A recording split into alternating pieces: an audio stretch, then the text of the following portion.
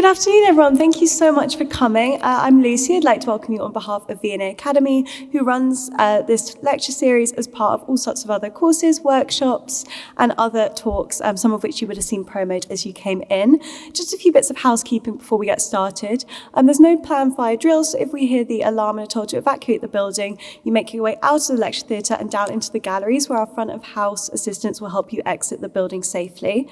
Recording isn't permitted in the lecture theatre, so if you wouldn't mind popping your phones off, they can also be a bit distracting if they go off.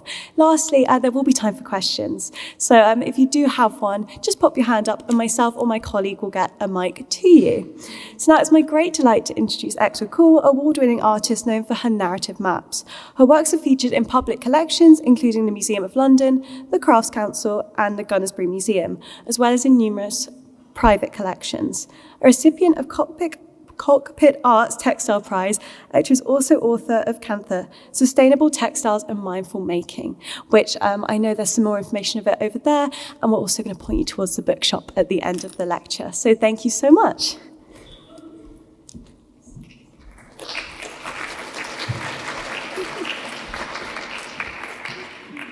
Thank you, Lucy, for that lovely introduction, and thank you everyone for making the time to be here with me this afternoon. Really excited to take you on this journey of stitches and maps, and what better place to start off than the V&A, which has both textiles and maps. At the end of the lecture, so I'm hoping to finish about 10-15 minutes before the hour is up.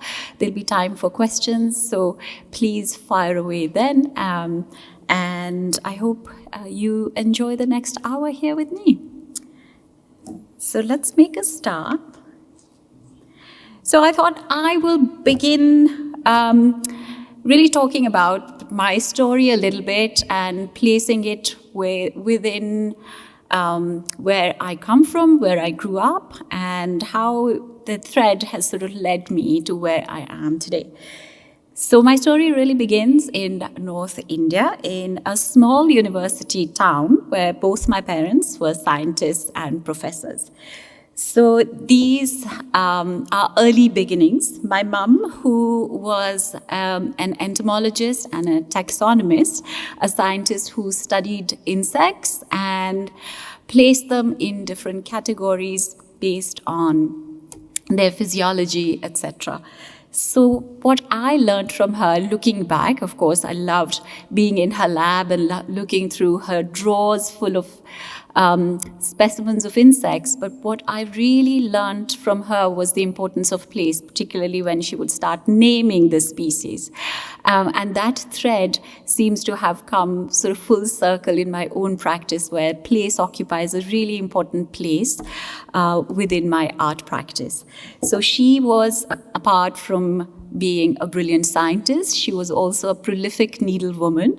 And she would come back from work every evening and sit with her embroidery needle. So she would often be working on cross-stitch pieces, otherwise knitting. I mean, both of them are too mathematical for my brains, but this is what she did. I mean, how she ever found the time to do that is beyond me, because when I'm knackered, I'm only on Netflix or I'm doom scrolling. But she made time to create objects of beauty which she left behind. The embroidery that you see on the extreme right is butterflies which she was embroidering just before she passed. So she was diagnosed with terminal cancer, but she continued her making practice, and that became, and the fact that it was butterflies, all about transformation, beauty and colors, holds a lot of meaning for me personally. So let's look at where I went next. So design education took me to Ahmedabad. Those of you who are familiar with India would know that Ahmedabad is a very special place in that it has a tremendous history of textiles, but also superlative examples of mid-century modern architecture. So this is what I encountered, coming from a very sort of scientific background, a home which was often littered with scientific journals, and getting to this amazing design school where I encountered a curriculum which was very much based on making and thinking through your hands, also architecture that the city is so lucky to have. I mean, not only Corbusier, but also Louis Kahn, and there's a huge legacy of families, industrialist families within the cities, where they went and built beautiful textile museums. I think many of you would be familiar with Calico Museum of Textiles, which was a huge bi-weekly almost visit for me and my peers. So we would just go there on the weekends and study the textile examples. After I graduated, I decided to immerse myself even more in textiles. I mean, I was slightly bonkers to do that. And came to the UK and studied for a master's degree in Scotland. So this is what I found myself steeped in. You know, there were enough and more sheep, of course. There was beautiful architecture, and there was a lovely legacy of textiles. So I really enjoyed that year. I was really like a kid in a candy shop, and I could weave, I could print, I could embroider, and really experimented with lots of different mediums of expressions within textiles. And this was the first solo exhibition, which soon followed after I graduated.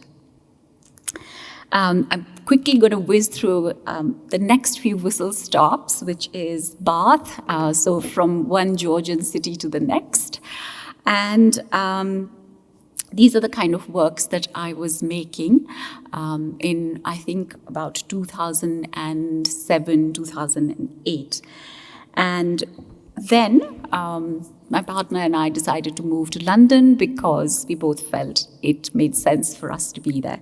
So this is where the story of the maps really begins for me.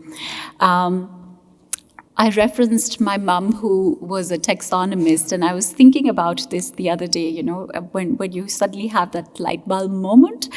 And in taxonomy, the way you name a species is you reference where it is found. So there is a way of honoring the location, and I like to think of my practice in the same way. So place becomes important as the ground cloth of my fabric, my practice. And what I mean by that is place often influences the way we speak, language, culture, food, colors, even the way I hold a needle, for example, is very much influenced by where I grew up. You know, in India, you stitch away from you, and often in European traditions, you stitch towards you. So it's really fascinating how place influences not just art practices, but our whole way of being. So this is a current snapshot of what my practice looks like. So I make maps which explore places, and they can be very recognizably of a place, but they can also be abstract ones. So I'm going to show you some examples of that later on. But right now, I would love for us to kind of take a deep dive into some historical samples. And I'm going to walk you through some of the fantastic examples that are available in the V&A archives for us to study. And then we're going to look at some map examples from my own work. So this is a map of Srinagar, which is the capital of Jammu and Kashmir in the Himalayas, right at the tip of the Indian subcontinent. And I think I saw this map when I was a student, and I came to the V&A, to the South Asia galleries, really pining for India. You know, when you need your India fix, that's where you come. That or the Kew Gardens. So I walked in and I saw this amazing map. I think they had the other one, the red one at the time, which is also a map of Srinagar, very, very similar to this. And it just blew my mind. I could not imagine the kind of detailing that I was seeing. There is the Jhelum River, you can see that. You can see the Dal Lake, you can see small boats, people, temples, mosques, like it's teeming with life. And the fact that it is embroidered on wool, which is so tricky to embroider on, also was another, like that wow moment for me. And this shawl evidently took 30 years to make. It was never intended to be worn. Obviously, you'd be crazy to wear something like that. It was probably to showcase power of the court. They say that it was likely commissioned by the then ruler of Jammu and Kashmir. Then we move on to another fantastic example of maps in textiles, which is the Sheldon tapestries. So you might have seen a fragment of this in the permanent collections downstairs. If you haven't, I'd highly recommend going down to the Britain section. There's that fragment on the right where you will see someone has actually taken a pair of scissors and cut it. It was like, who would do that? So these 4 tapestries were commissioned by the Sheldon family when they were moving into their new home, and only one of which survives today, which is the Warwickshire one. It hangs in the Museum of Warwickshire, and you can see an image of it. Is slightly blurry. I apologize for the quality of the image, but this is the best one that's available on the internet. So, moving on, a century or two later, I found this amazing painting of women being instructed, or rather girls being instructed into studying geography and the alphabet. And this was quite the tradition in Europe and the US at the time. And we're going to see some examples of what this tradition looked like. So we all are familiar with samplers. Those of you who embroider would know that these are small repertoires of different stitches, patterns, but girls were often, at the time, they received their education, their learning of the alphabet and geography through stitch, which was so fascinating to me, like you would really get familiar with the shape of the letters and your numbers. You would embroider phrases. Often they were religious, faith-based phrases. So this is a fantastic example from the Fitzwilliam Museum. This one is from the V&A archives, and you can request to see this one if you like at the storehouse. But this is a fantastic example of globes or hemisphere maps that were printed because they became so popular in the instruction of young women that you could buy a satin-based one and then you could take it home, you could embroider on it, you can personalize it. When I look at these, I often wonder, how world views of women were actually being constructed. I mean, these were maps, these were like little windows into what the world actually looks like. And they were learning that through embroidery, which I find utterly fascinating. So I've included some examples of maps to show you what sort of maps were girls as young as 10 and 12 were learning to embroider. So this one is a sampler of England and Wales, as you can see. And the size of it is quite small. It's almost like an A4 size, and the stitches are just exquisite. I don't think I can do cross stitches as small as this. And, my daughter's now this age. She's going to turn 9 soon. And I think, gosh, girls that age were sitting for hours and slowly building these maps. It's just astonishing.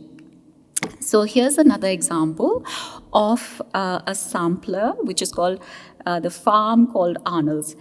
I love this one because not only does it give you the names of the fields, but also it just shows you what this young person was interested in. She was recording the local flora. There are birds there, and beautiful lettering, of course. And so these were part of the curriculum, or they were part of the instructions that they received either in school or at home. So another example, this one is on silk, and anyone who's embroidered on silk would know how tricky that is. Just to see, how precise the stitches are is just beyond belief.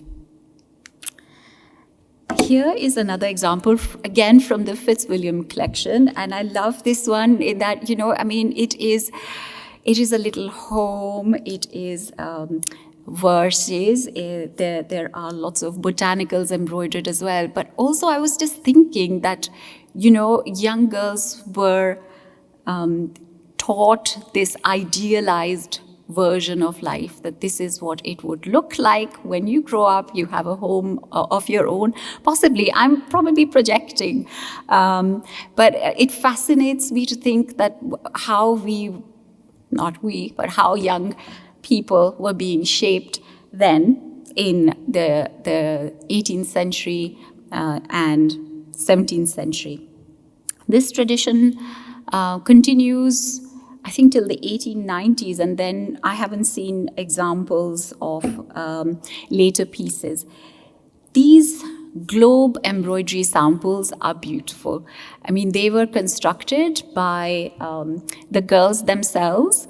This one comes from the US. It's in the collection of the Winterthur Museum.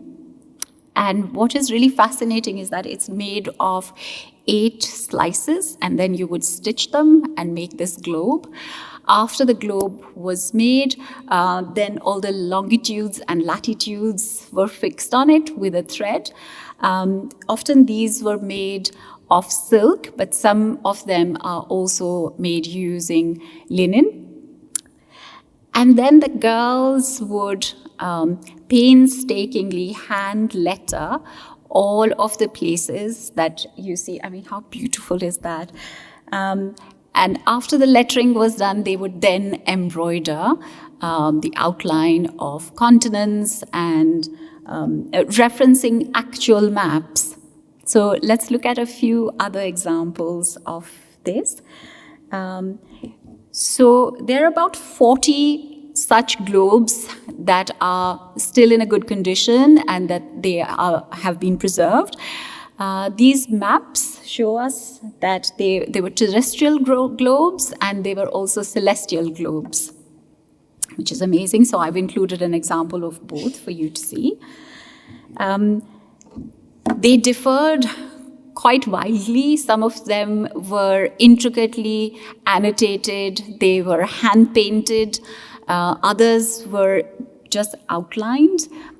Some were painting heavy and others were stitch heavy. But it's just amazing to see that within the template of making a globe, these young women were showing their own creativity, their own take on what the world looks like.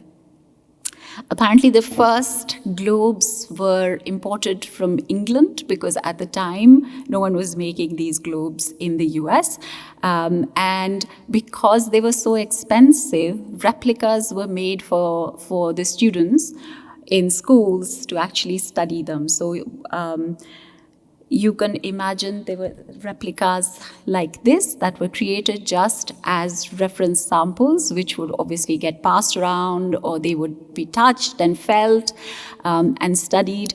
And when they disintegrated, then fresh ones were made or they were ordered.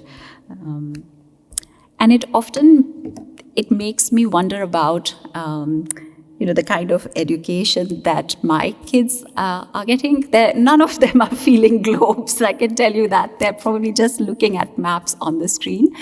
So I love that tactility, texture, feeling things was built into the way that one would receive one's education, and really feel your way through into gaining a sense of what the world is.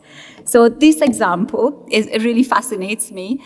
These are silk maps that were given to soldiers in the World War, and they had escape routes on them printed. I shudder to think what kind of, if someone ever got caught with these and they had to use it, what will happen to them? Anyway, there's some really fantastically preserved examples of these silk ones in the Imperial War Museum, if anyone's interested. The photograph shows German prisoners of war embroidering, which is such a fascinating thing. The next one is of soldiers who were healing and recuperating after the First World War. And I love the solemn expressions of the nurses, right? They're looking over their shoulder. You better do this stitch right. So it was very much part of, stitching and embroidery is not something that is entirely a feminine domain. Men, especially in the ateliers, of course, we know that men were very much part of teams that embroidered professionally. But I find this side of stitch so fascinating. So that's another rabbit hole for you to go and explore if you want. So on to some examples of maps, stitched maps, especially from my own practice. And I wanted to give you a sense of what really brought me to the maps and, how I find them personally meaningful. So back in 2000 and I think 7 or 8 it was that, as I said, my mom was diagnosed with cancer. And living here in the UK, I was faced with either moving back to India or staying on and traveling back and forth. So I chose the second option. Don't ask me why, because, we were building a life here. My husband and I were here. And it meant that every so often, as soon as I could afford the flights, I would book the next one. So I was constantly flying between Delhi and London. So for me, what started to happen was that I really started to question this idea of home, what home means. Questions like, why am I continuing to stay on in this city, even though I didn't grow up here? I have an ailing mum back at home. What does it mean for me to continue being here and to forge a creative life here in London? While my roots are in a completely different country, in a completely different continent. And that kind of dilemma, that constant questioning led me to look at place. And I remember that moment, when it suddenly struck me that what if I were to externalize these feelings and really make a piece of art that speaks to this dilemma of having two home, or perhaps at the time how I was experiencing being split between two places, which led me to make two maps. One was the map of Delhi and the other was a map of London. So you're seeing that on your screens right now. And in that exercise, personally, it was really interesting for me to kind of unpick those threads of what identity means, what home means, what does it mean to be someone who has grown up in a different country, but has just chosen to be in a place which necessarily doesn't feel like home yet, but maybe it has the potential of feeling like home. So with all of these questions, I think making of the Delhi map was really easy for me. In fact, it felt really meaningful to go over the streets, remind myself of the places that my friends and I used to hang out when my dad had first taught me how to drive.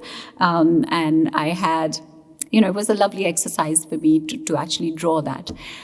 Coming on to the map of London I thought, well, I've only been here 2 or 3 years. What kind of roots could I possibly have here? But actually, the act of drawing and later on embroidering became almost like a cathartic act for me, and also an act of grounding myself here in this city, because suddenly there were places that I knew were already familiar. For instance, where my studio was in Hampstead, or where I used to teach near Marylebone, and streets that were starting to feel familiar and almost home-like.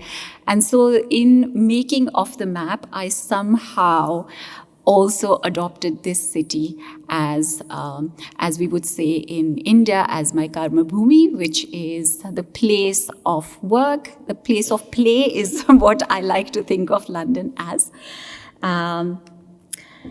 And so I have a very pixelated photograph of what that exhibition looked like, which is on your screen right now. At this constant sort of connection between the two places that I call home and that continue to define me as a person. So this is, referencing back to the two hemispheres, the map that I shared earlier on, the historical map. So these are kind of my two worlds, and they're connected by a thread, very much textiles, of course, but I embroidered it with words that reference mother. So there's motherland and mother tongue and ma and all sorts of words I could think of that relate to mother. So this is what I feel like on good days, that they're connected. And I'm kind of not between, but I belong to both the worlds. On days that it gets really dark and wet in London, I then feel that I'm kind of floating between these two worlds, right?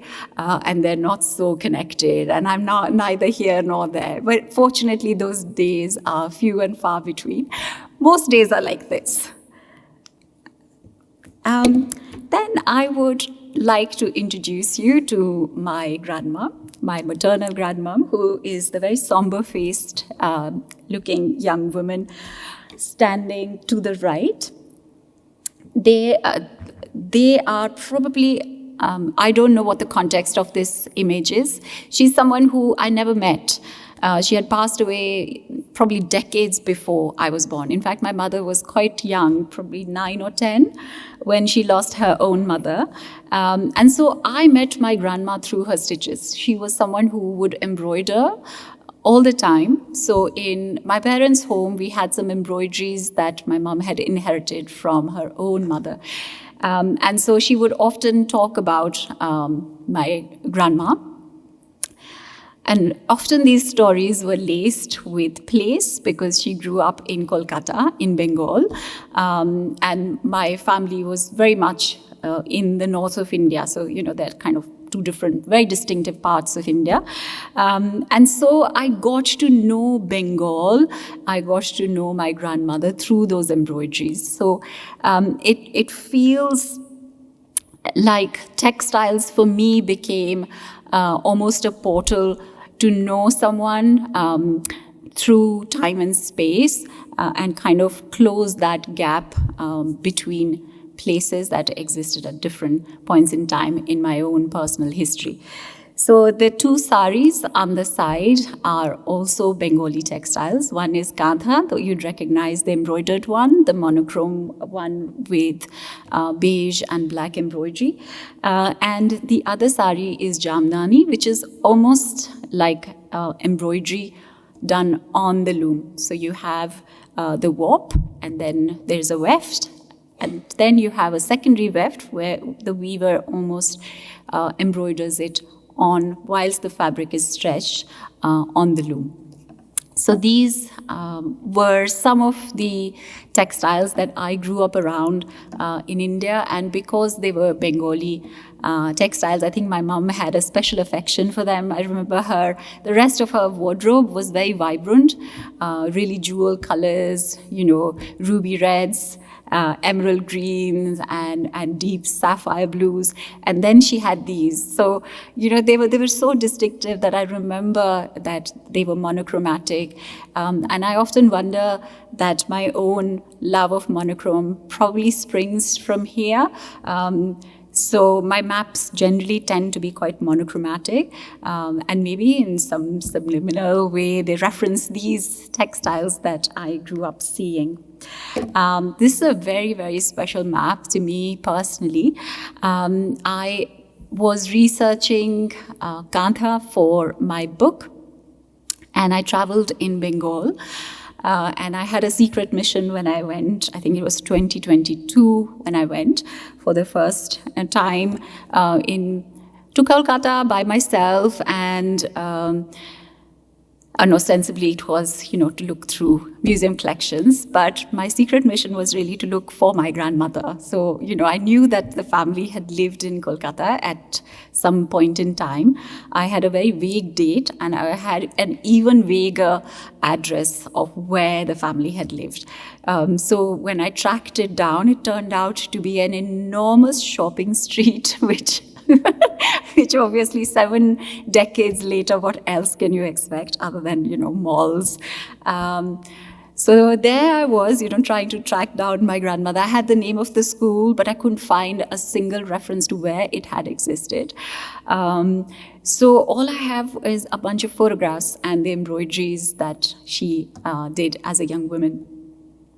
So I decided to make this map really as a homage to her, as a point of connection between the two of us, although we never met. But my hope is that at some point I would come to find the missing piece of this puzzle. So I've left a section which is blank. Oh, Luke, I'm going to use your fancy gizmo now. So that, you see the little blank square-like shape there? This is, in general, where my grandma's family had lived, very close to the Hooghly River. So I'm hoping that at some point, the universe would lead me to finding where exactly she lived. And hopefully I'll be able to visit it and see it in person. So this map was commissioned by Toast, and it was part of an exhibition at Somerset House which talked about repair and care.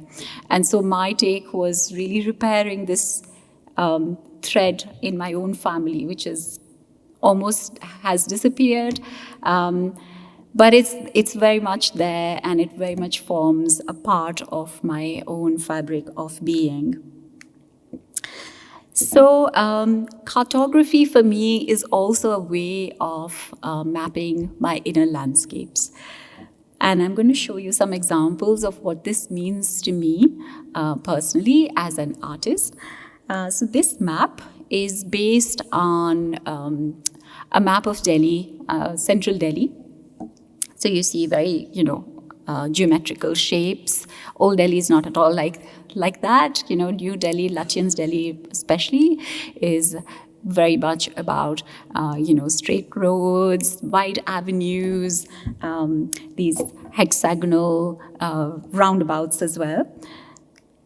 Let's look at this example, which is based on a walk just along the Thames, which I went on for many, many years. So we lived very close to the river. And often I would find myself either walking with my family or by myself. And it just became this very special ritual for me, especially during the pandemic. I think during the pandemic, we suddenly, discovered that we had a National Trust property that was 10 minutes away, which we had never, ever, ever bothered to go to. Anyway, so that is an homage to my walks. And sycamore keys is something that I forage all the time. I love when they kind of just tumble down, especially this time of the year. And that became a very big significant motif for me, and it continues to recur in my work again and again. It kind of, slips in and finds itself embroidered there. So it's very much a narrative-led piece. I'm also referencing Kantha in this piece, so you can see that the lovely undulating texture is actually a Kantha, but done in quite a contemporary, non-traditional way. So within my practice, I also very much, with great intention, build threads that connect me with community where I live, but also, the wider act of making art less elitist. It's fantastic to have your pieces collected by institutions, by individuals, but also it's very important for me to make art accessible to everybody. So I'm going to show you some examples of how I've kind of gone about doing that. First, the institutional pieces. So this one is one that I worked on earlier this year. It's called Mumbai, A Sense of Place. And it's a very special piece because after years of working in Britain, I was invited to make a piece which responds to a city in India, and it is installed in that city as well. So Mumbai has been one of those, although, a big part of my life was spent in the north, in and around Delhi. Mumbai was one of those places for me which was always it had this really intriguing aura about it. It's the city of a lot of mercantile history. The ships from all over the world came, and then of course we have fantastic architecture as well. So this piece of course references all of that and how I perceive it through the five senses, the smell, the sight, the sounds of Mumbai. So that image will give you some sense of the scale of it. It's an enormous piece. It's actually the biggest one that I've done so far, about 3.5 meters tall. And the other image would show you how intricate everything is when it's stitched. So it's entirely hand stitched, and it took us weeks to make this. It was intense, but so worth it. And I'm so proud of this piece. I really love it. So there's some more examples showing you the architectural icons that line the skyline, and also other references that very much form the story of Mumbai, like the mills that used to exist, which now have, of course, been converted into very smart shops. This one is based on my response to the practice of Qigong. I don't know are you familiar with Qigong? It's a bit like Tai Chi. So I had never heard of it before. And when I was told there's a Shaolin temple in London, I was so fascinated because Shaolin to me were, all the Kung Fu films that I'd watched. I was like, what? There are monks here to do this in London? Which was so exciting. So I was invited to respond to the practice of Qigong as it is practiced today by contemporary Londoners. So this piece really is an ode to that. The map shows the part of North London where the temple is situated. And there's a beautiful practice which is called 8 brocade as part, which forms the core of Qigong. And I loved that it references brocades and textiles, which is actually 8 different poses, which you can see here. So, and then I documented and photographed the different positions that one holds during the practice, but also words that the practitioners find important to them. So there's awareness, and then if we just go back to the previous slide, there is energy, there is internal and focus, etc. So it just felt so fascinating to document that and then put that in a piece. So this one has been acquired by the Museum of London, which I believe is now called London Museum, just to confuse us. So here's another narrative-led piece. This is a painting and not an embroidery, but the process, I think, for me is very much the same. I think of it really as an embroidery. And this one is called Feltham, Farm to Frontiers, which was commissioned by Hounslow Council. So I lived in Hounslow for many, many years, and Feltham to me was one of those places that I knew that Freddie Mercury lived there. I think that was my reference point. And when I was invited to make the piece that kind of responds to the story of the town, I was so excited. I was telling my friends, I was like, Freddie Mercury, and then there is, there, I think one was the famous landing of the big balloon. Those of you who follow aviation history would know that in the big Feltham grounds, there was, anyway, and there was also the Aston Martin factory. So I was, really telling my friends, I'm so excited to be doing this commission. Until one of them said, oh yeah, that's where the young offenders prison is, isn't it? So I was like, yeah, that too. So this one also documents the wildflowers that I encountered on my walks around the green spaces, and then intermingled with the public library and all the little stories that to me make the town really special. I just left the young offenders prison out of it. So the community element, which I mentioned earlier on, we're going to just quickly whiz through that. This is a piece which is called Chiswick Without Borders, and I think we did this in 2018, 2019, but for me, this was my response to what had happened in Brexit. So I wanted to take a snapshot of my own local community as it existed then, to say how vibrant, multicultural, multilingual it was. And on the left side of the map, there is a map of Chiswick. So, you see the bend of the river. And on the other side is a map of the world. And the invitation was for people, community members, to come together and pin 2 bird icons, which are migratory birds, of course, and to where they live, and link it to where they come from, or their family comes from.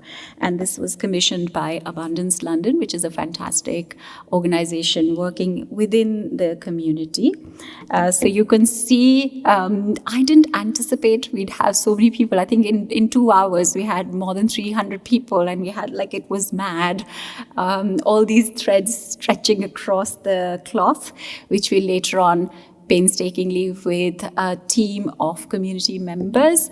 We untangled and we started to stitch. And the final piece, which you saw earlier on, let me just go back to it.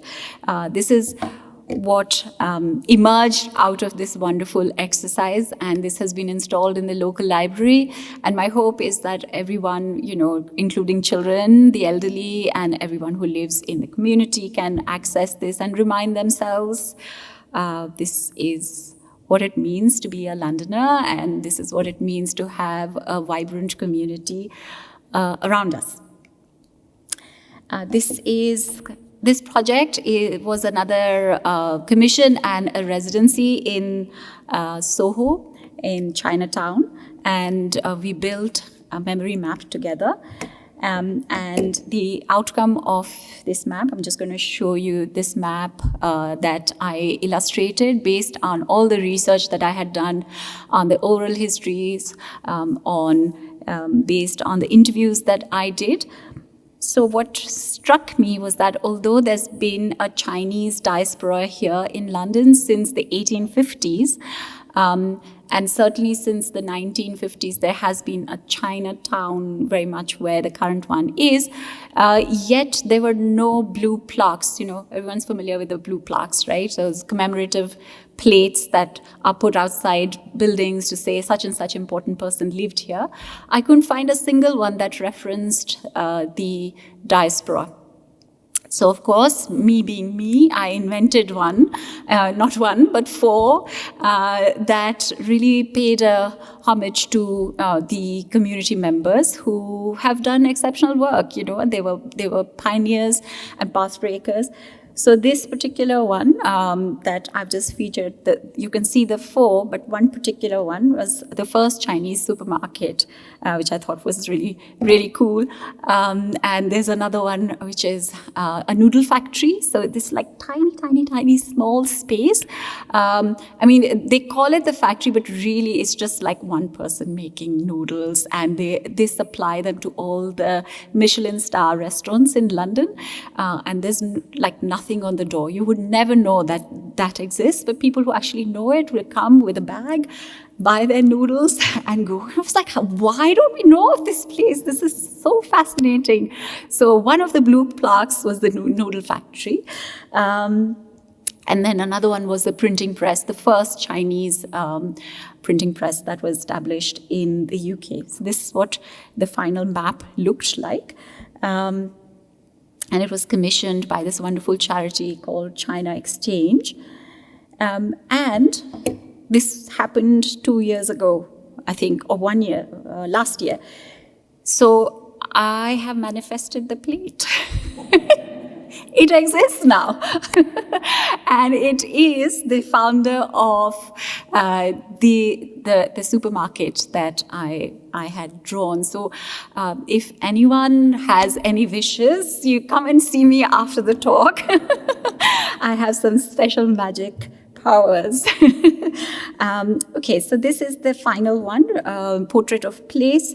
So really looking at non-indigenous plants. So I was invited to respond to Gunnersbury Museum as an institution and the community that it serves. And what I found was in the garden of the museum, they have these beautiful trees, and a lot of them are non-indigenous ones. And of course, you know, we know that the Victorians brought back all sorts of exotic plants from all over the world. And these are not just there, but they are thriving. And that for me became a metaphor for people like me who have kind of planted themselves from overseas and are thriving, are very much part of the community. And so I invited community members to come, and then we foraged leaves and flowers from these plants, and we did some printing and eco-dyeing. I also worked with two groups of women. One was deaf and hard of hearing women. So it felt so amazing and fulfilling to be able to work with them. And I learned some new ways of communicating. So when, you know, like someone like me doesn't really know sign language, how do you communicate with someone who cannot hear?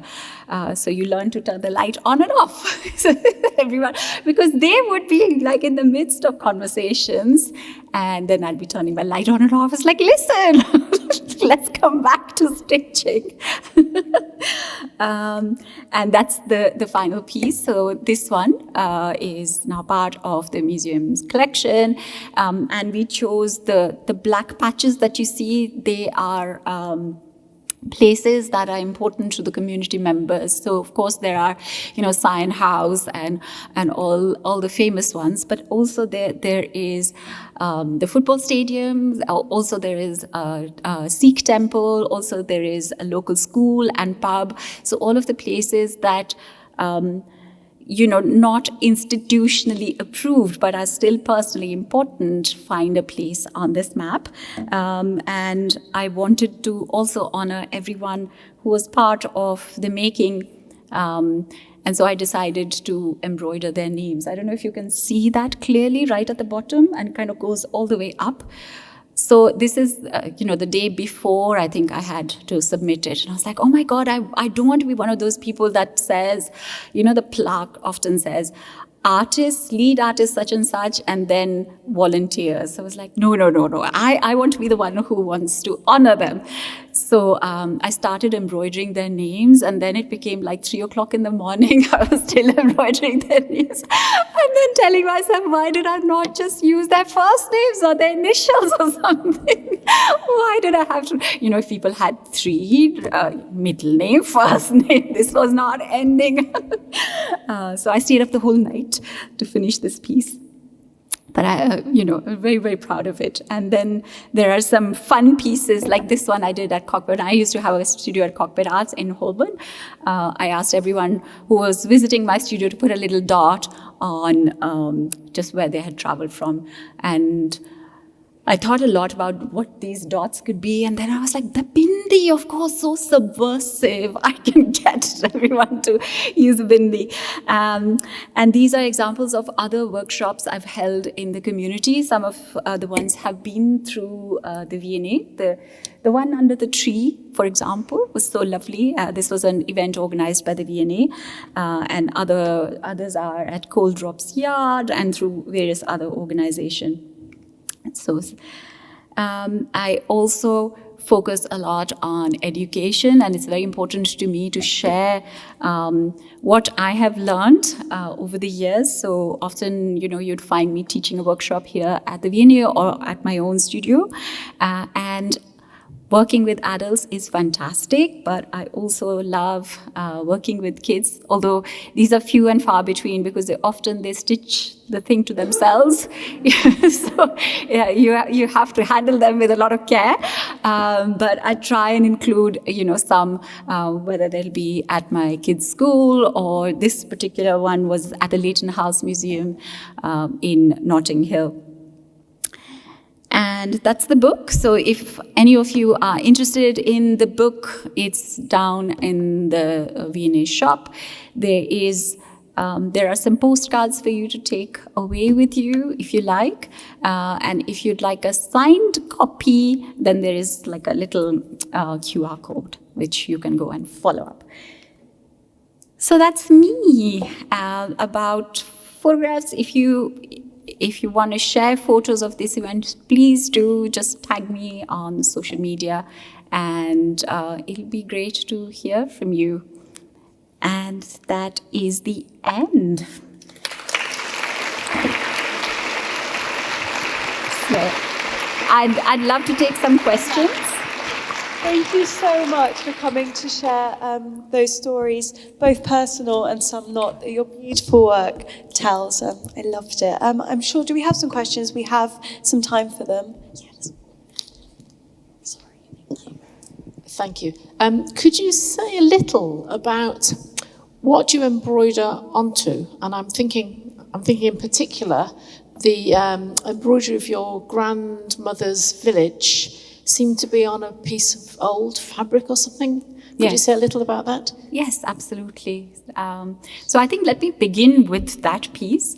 That particular piece is a map of Kolkata, which is in West Bengal. It's the capital of West Bengal. And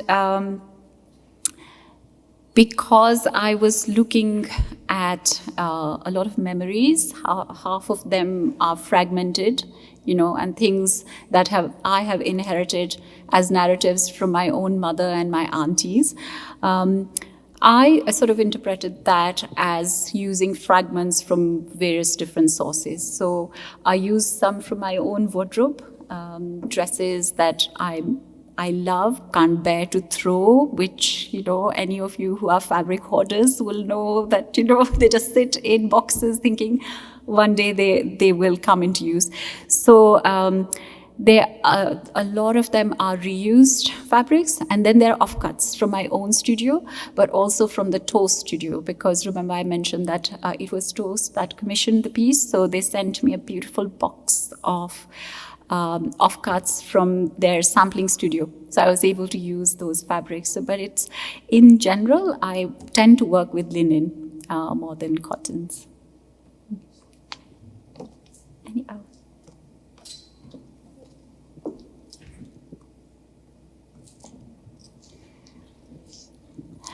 Also, before I forget, it was Maharaja Ranbir Singh. I just wanted to make sure I got the name right, in case any of you were wondering to Wikipedia him. So the Kashmir shawl, the Srinagar shawl we saw earlier on. I saw a hand go up there. Oh, sorry, Karen. Thank you for your presentation. This is sort of building on the last question. I was wondering if you could talk more about sort of the materials, the color, the dyes. Do you think about sort of the provenance of like where you're getting these from and how that works into the narrative of the projects? That's a really fascinating question. And so for the longest time, I pared my palette down to just ecru and black. I was really focused on what I could say with line and texture rather than color, because the minute you introduce color, it's like such an emotive, potent medium. That as an element tends to dominate the story. However, more lately, I find that color started seeping back into my work, which I'm really, really happy about. And I think for me, that's what's come out of the pandemic for me, that I've started using color again. So enough of monochrome, that will always remain a love, but I should embrace color. So how I think about color is like, very much grounding it into a place. So I would often reference photography of, if I can personally go and take photographs, the palette very much draws on that. The Mumbai piece, for example, I couldn't really transport myself much as I would have loved to get on a flight and get to Mumbai. But a lot of it comes from photographs of sunset in the Arabian Sea, and I loved that teal and orange that I eventually ended up using. Then other pieces have color from the landscape itself. So it depends on what sort of color story I'm following, but I try and root it into place as much as possible. So there was someone here, there. Yes? Can I go first? I'm really interested to see how you get the maps onto the fabric. Is it something that you transcribe from a map? Is it from your memory? Is it from walking? Is it satellite images? I'd be very interested to know. Yes. So there are a few different ways that I approach that. There are commissions when I'm working with a certain place, and I've been commissioned to make a piece, a map of that place where it needs to look very recognizably of there. I would reference actual maps like Google Maps often, or archival maps, and then build a drawing from there. Of course, I take artistic license with it. There are elements that I would edit out entirely which don't really make sense in the overall composition. And then the maps, for example, the one that I shared where it's a map of my walks, is not geographically accurate. It's more a feeling of that walk rather than an actual, when I first started making maps, it was fascinating. So normally, when you show your work at art fairs or craft fairs, if you make textiles, it's usually the women who would come and talk to you. Men would look at it like, nah. But the minute I started making maps, it was suddenly, like a whole number of men would walk up to me, and then the first question they'd ask me, where's it off? And is it accurate? Is it to scale? So I was like, maybe, I don't know. Does it have to be? And often they would try to locate themselves in the map. So like, following this street and, I recognize that. Actually, that looks quite accurate. So it became like a sort of a secret challenge for me to make them accurate, but not say it. So, and I would often leave the maps unlabeled as well. So it was, then it was really a case of people trying to identify where they were off, which became just a fun private exercise for me, how people responded to them. So to come back to your question, I do both. I do refer to maps that are very accurate maps to scale, and then I kind of break that rule and just do something completely different just because it pleases me. I think we have time for just one more at the front. Hello. I wondered, do you ever machine stitch? Yes, I used to machine stitch all the time, but now for the past many, many years, I've moved entirely to hand. And why is that? Oh, that's such a great question, because I had asked myself that as well. It's like, why do I feel that it's so much nicer to just stitch and embroider with my hands rather than a machine, although machine is much quicker. And the reason for that is, I think it's a very personal response. With the machine, it always felt like, there was something like an interface to be managed. It was this machine that I had to control to go in a certain direction or not. And then it just always felt like the connection to material wasn't really instant. When I'm working with my hands and on the fabric, without the machine being present as the third wheel, this is such a lovely conversation between me and the material. And I'm saying, well, let's go there with the needle, and the fabric is saying, maybe not. So I feel that the call and response is so much more instantaneous for me. It feels more satisfying to me to be able to do that. And with the machine, I felt that I was always trying to tame the machine, which I don't have to, so I've just given it up.